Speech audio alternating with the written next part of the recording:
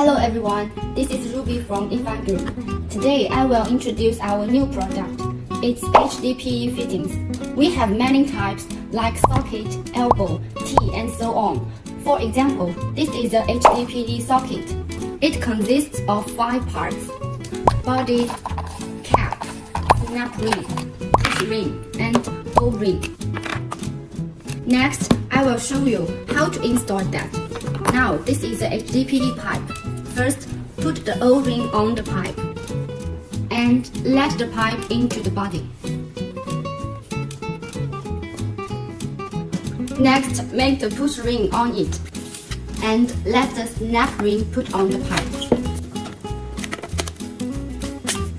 Finally, thread the cap and the body together. Okay, that's it. If you are interested in our new product, please contact us.